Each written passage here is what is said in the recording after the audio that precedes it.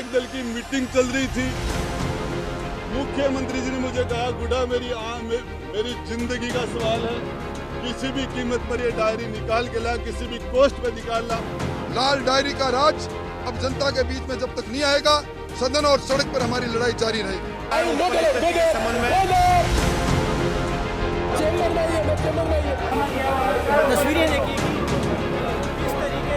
विधानसभा चुनाव से पहले राजस्थान में लाल डायरी ने कांग्रेस नेताओं की नींद उड़ा दी है।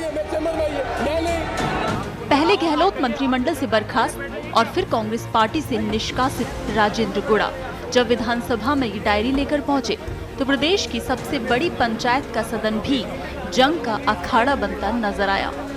यहाँ जनहित के मुद्दे गायब हो गए और शुरू हो गई एक दूसरे पर छींटाकशी और धक्का मुक्की।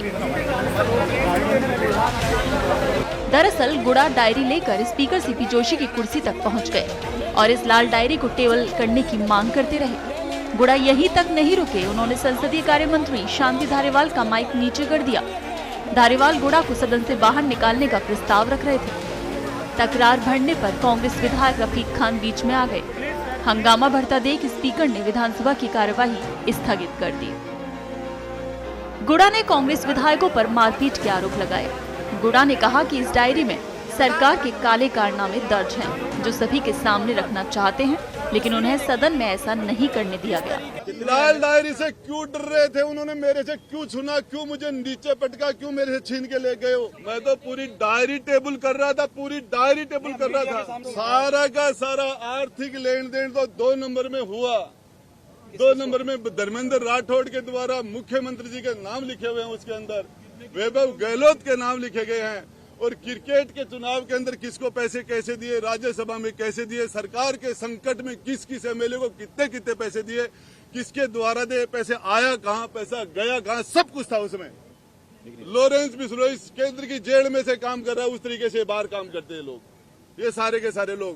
मैं बताना चाह रहा हूँ, इनका राजेंद्र गुड्डा का भी नार्को टेस्ट कराओ। गुड़ा ने कहा कि कांग्रेस के मंत्री विधायकों का नार्को टेस्ट कराया जाना चाहिए, ये सभी अपराधी हैं। पूरे मसले में विपक्ष को बैठे बिठाए मुद्दा मिल गया है। नेता प्रतिपक्ष राजेंद्र राठौड़ ने कहा कि जब तक लाल डायरी का राज नहीं खुलेगा, हमारा संघर्ष जारी रहेगा। ये कहा कि सदन के नेता जेल चले जाते लाल डायरी अगर मैं नहीं लाता। इस पर गुड़ा जी को बोलने नहीं दिया गया और उसके बाद पुलिस के द्वारा, मार्शल के द्वारा जो उनके साथ मारपीट की गई, कांग्रेस विधायक दल जिसके वो सदस्य है, अपने ही सदस्य पर, कांग्रेस विधायक दल के सम्मान्य सदस्य पर जिस प्रकार टूटे, शर्मसार है। लाल डायरी में अगर कुछ नहीं है, अगर हिम्मत है तो साफ गोई से आगे आना चाहिए कि लाल डायरी में कुछ नहीं है और गुड़ा जी को चुनौती देनी चाहिए, सदन के नेता को और कांग्रेस के बड़े मंत्रियों को और अधिकारियों को, कि आपके पास है तो आप इसको सौंपो सक्षम जगह पर। और माननीय अध्यक्ष जी को चाहिए था कि जब वो टेबल कर रहे थे लाल डायरी, तो लाल डायरी को लेकर अध्यक्ष जी को सक्षम एजेंसी ईडी को, सीबीआई को, इनकम टैक्स को सौंपनी चाहिए थी, ताकि इस सदन की गरिमा बनी रह सकती। अपुष्ट सूत्रों से खबर मिली है कि राजस्थान की ये जो लाल डायरी का जिन्न है, अगर ये बाहर आ जाता है तो इसके सूत्र जो है जयपुर से निकल करके दिल्ली में कांग्रेस मुख्यालय तक जोड़ने वाले हैं। क्योंकि जैसा मैंने कहा कि ये जो अवैध रूप से गरीबों के हितों पर डाका डाल करके जो पैसा कमाया गया, जिनको इन लाल, हरी, पीली, नीली, गुलाबी डायरियों में अंकित किया गया, वो सारा पैसा जो है, उसमें से बहुत सारा पैसा अपने आला कमान को खुश रख करके और कुर्सियों पे बने रहने के लिए भी उपयोग किया गया है।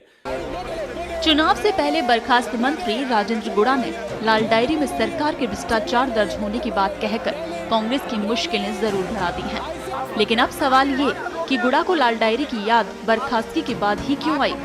क्यों सरकार में रहते हुए उन्होंने लाल डायरी का राज सामने नहीं रखा? और सवाल ये भी कि आखिर इस लाल डायरी में किस किस का राज छिपा हुआ है? अब देखना ये होगा कि लाल डायरी का राज कब बाहर आता है या फिर इस राज को राज ही रहने दिया जाता है। पत्रिका टीवी के लिए जयपुर से ओम प्रकाश शर्मा की रिपोर्ट।